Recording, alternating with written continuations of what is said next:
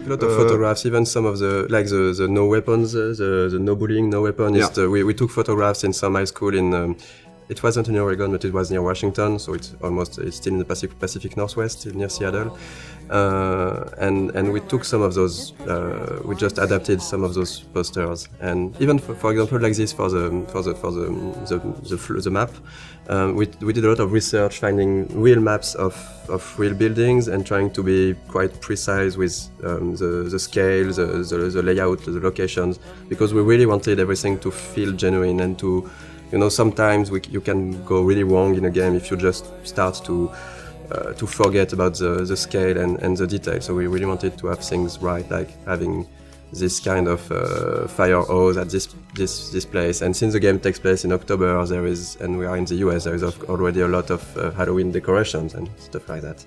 We wanted to have the game at the anchor in reality, but also of course, we have a lot of references. We are huge fan of some TV shows, of books, of movies. And I think that in Life is Strange, the setting was really good to have a lot of those Easter eggs that will speak to the players and put the game into a pop culture reality. So there is a lot of stuff that is scattered around the game. If you look at every license plate in the game, you'll see that the letters, they are meaning some. In episode 1 is titles of TV shows that somehow we liked or that were somehow inspiration in some part for the game. In episode 2, it's movies.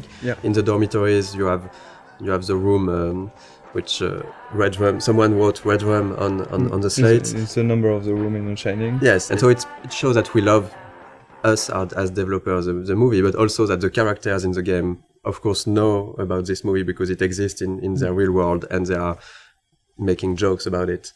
We knew that we had to hire an American scriptwriter. We sent some tests to few writers that were recommended that we knew, and Christian Devine. We had a Skype with Christian. After maybe 2 minutes, we all knew that it was going to be him. I had this kind of vision of him in the office, working with us. Since we've chosen him, he was at 100% and even 200% in the project. With us, he completely understood what we want to do with the characters and with the story and with the different themes we wanted to talk about. During the motion capture session, we asked the actor and the actress to. When they meet, Max and Warren meet the first time here on the parking lot, we asked them, they were trying to kiss themselves, but you can't do that in the United States. In fact, as French, we were thinking that, it's cool, they are going to kiss themselves. Warren tried to kiss Max, but kiss Max on the cheek. We've never done that, so we changed after a discussion with the writer and a lot of friends. We say, we should switch to a hug. So we changed the animation to have just Warren try to hug Max and not kiss her. And this is a kind of mistake we can do as French people. So we have to be very careful about that. And it was really good because in France you can. Yeah, in say France, hello by kissing a girl like this, by just having a peek on the cheek, and not in the US. And this is the kind of stuff where having an American writer was really needed.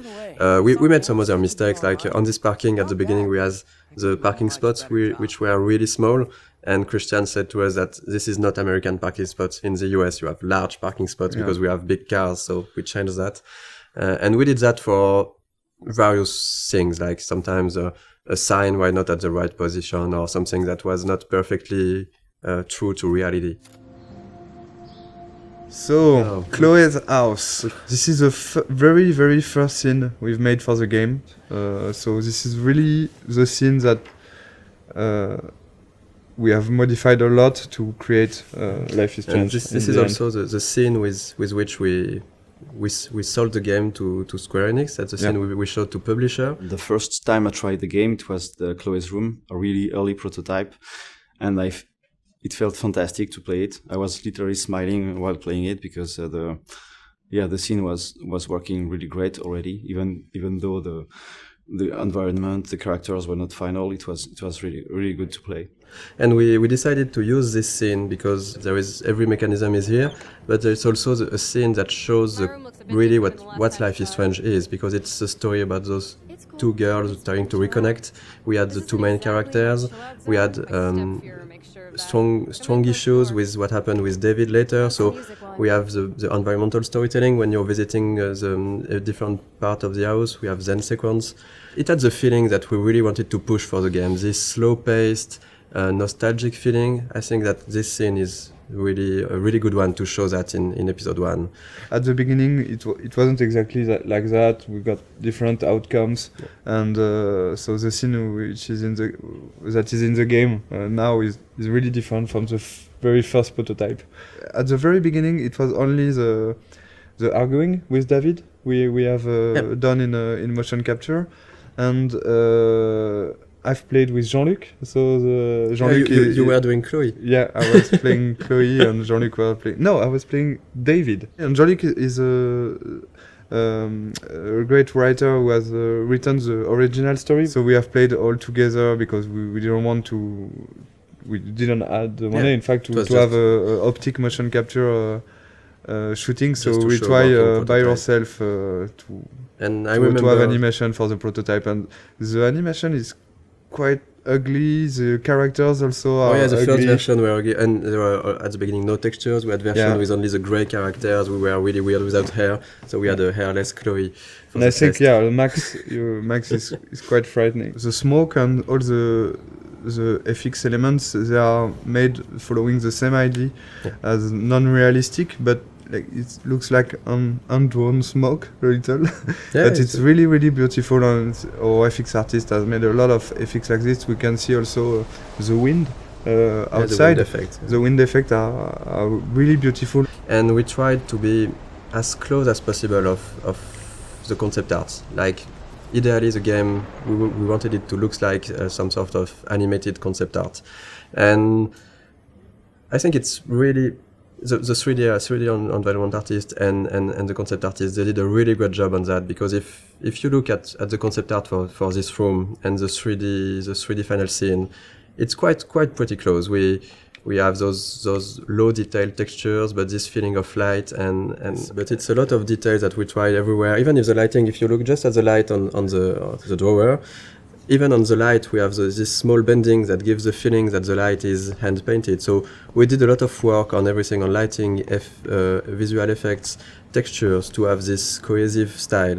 And sometimes the player might not completely notice it, but it still gives this cohesion to the game. Like, for example, for the Chloe's house, how rich Chloe's parents are, so what kind of house they can afford. So this get painted.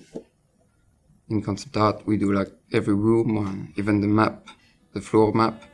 In Max's rooms, there's a lot of photos on the wall, because she likes to take photos, and you get like the bands, poster of bands, which she like. You have to feel like who they are, and just by looking at the room. Mm-hmm.